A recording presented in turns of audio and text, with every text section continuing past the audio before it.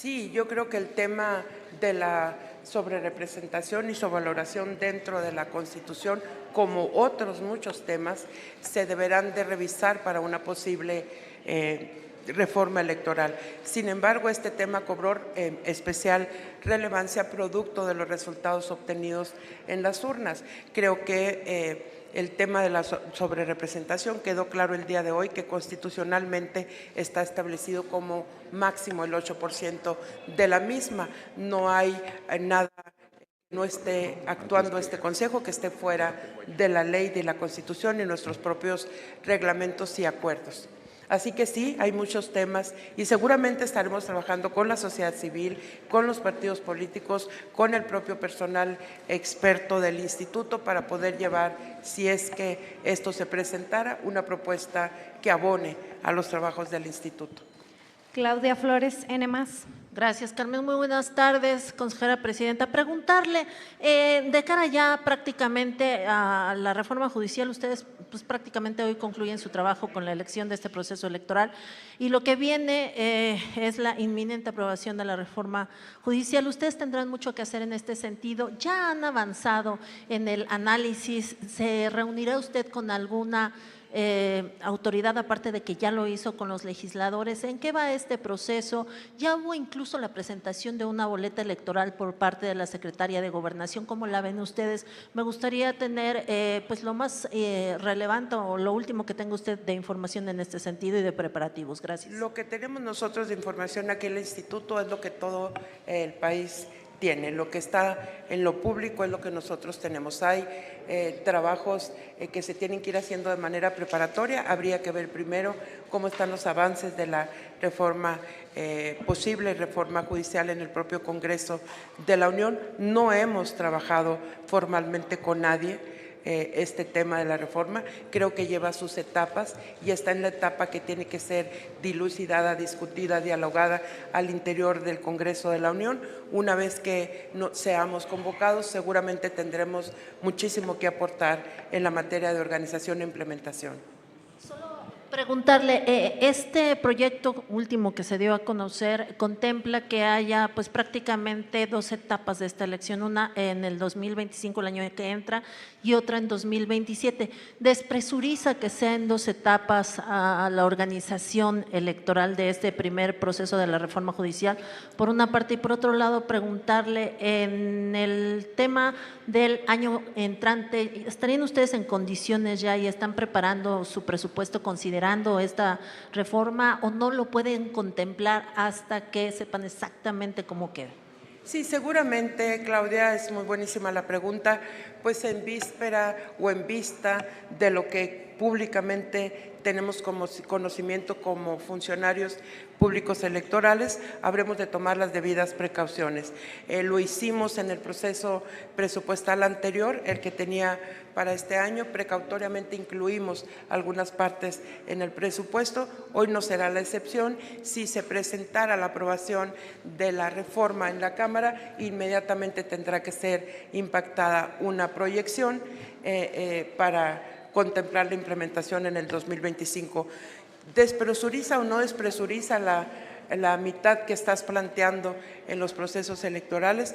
Pues yo creo que para el Instituto Nacional es exactamente igual de exigente la implementación de la reforma, de la posible reforma judicial en una etapa que en dos. El volumen quizá se distribuya, pero la exigencia es exactamente la misma.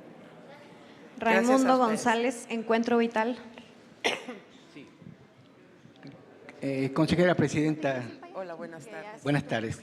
Quisiera preguntarle lo siguiente. En el tema presupuestal, en el que seguramente ya estarán trabajando ustedes para 2025, ¿contemplan ya entre las prerrogativas, entre las prioridades, el presupuesto que requerirían para la organización de un proceso electoral tan complejo como sería el de la elección de los jueces? Esa es una cuestión importante. En caso de ser así, ¿de cuánto estaríamos pensando pediría el INE presupuesto para el 2025? Si podría darnos una fecha, una cifra tentativa de lo que el INE requiere para trabajar sin presiones económicas y sobre todo con profesionalismo como lo han demostrado. Gracias. Sí, efectivamente, para el año entrante, ya el día de hoy tomamos un acuerdo en este Consejo General que tiene que ver con las prerrogativas y financiamiento de los partidos políticos. Eso formará sin duda alguna parte del presupuesto que ya se está trabajando, porque en días pasados o semanas pasadas ya instalamos la Comisión Temporal de Presupuesto. Eso deberá ser parte definitivamente. Y como ustedes lo saben, tiene unas candados para hacer esta proyección. Uno es llegar a la fecha de corte del padrón electoral y otro es la resolución de todos los conflictos de la elección, porque justo es la votación obtenida con el padrón electoral de la fecha establecida en ley la que determina la proyección de las prerrogativas y financiamiento de partidos políticos. Eso, sin embargo, estará, sin duda alguna, estará en el presupuesto. Estamos obligados a hacerlo. La otra parte que usted me pregunta, que implica el conocimiento puntual de lo que habrá que hacerse en la reforma judicial, si esta es aprobada, pues aún no lo tenemos, pero seguramente si sucede, pues habremos de trabajarlo de manera inmediata, colaborando en cuanto sea requerido el instituto y contando con la experiencia de todo el personal del instituto. Muchísimas gracias. Última presidenta, Fabiola Martínez La Jornada. Consejera, buenas tardes. Buenas tardes. La consejera Dania Rabel hizo una mención explícita sobre las amenazas recibidas, presiones y amenazas, dijo ella día y noche. Mi pregunta es, ¿de qué manera la presionaron a usted, si es que así fue? Porque previo a esta asignación, pues hubo pronunciamientos de gente de grupos de la iniciativa privada, obviamente de la oposición y de otros sectores relacionados a que estaba en sus manos, que estaba en manos del INE esta situación. Le reiteraría, ¿usted de qué manera fue presionada? Ok, gracias, Fabiola. En ningún momento la presión se manifiesta a través de los comunicados o posicionamientos de grupos políticos, partidos políticos, actores importantes de la vida pública de nuestro país, comentaristas, académicos, intelectuales, organizaciones de la sociedad civil. Si a eso le pudiéramos llamar presión, eso existió desde el momento en que el conteo rápido dio sus resultados el propio 2 de junio por la noche y proyectó lo que hoy está concretándose. Hacemos todos mucho reconocimiento al trabajo del comité técnico del conteo rápido, porque efectivamente es algo que coincide puntualmente con todas las cifras que finalmente resultan en los cómputos y ahora en la composición de las cámaras.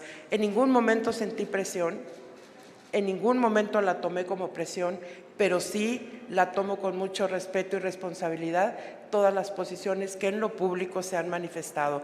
Formar parte de la narrativa pública con este tema que es con el que culmina este Consejo General, el proceso electoral, me parece que estamos obligados a escuchar. Escuchamos con mucha atención, recibimos a los grupos con mucho respeto y con mucha cordialidad.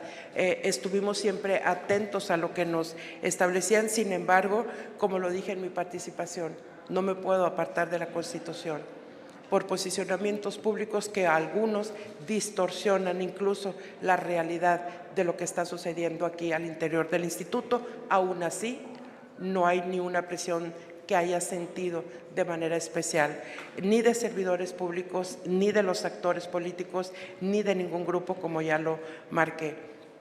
A ver, los proyectos y los pronósticos no siempre se cumplen cuando están desde fuera. Hay que empezar a aprender a respetar que la autoridad electoral está trabajando bien, está actuando sobre la Constitución y la ley y nuestros propios reglamentos, y el resultado es el que tenía que presentar hoy con ese sustento la autoridad electoral. Y nada más reiterarle lo que le preguntaron al inicio sobre, digamos, cómo queda el INE después de este proceso electoral, y bueno, básicamente también por la votación que no fue unánime, fue por mayoría esta aprobación.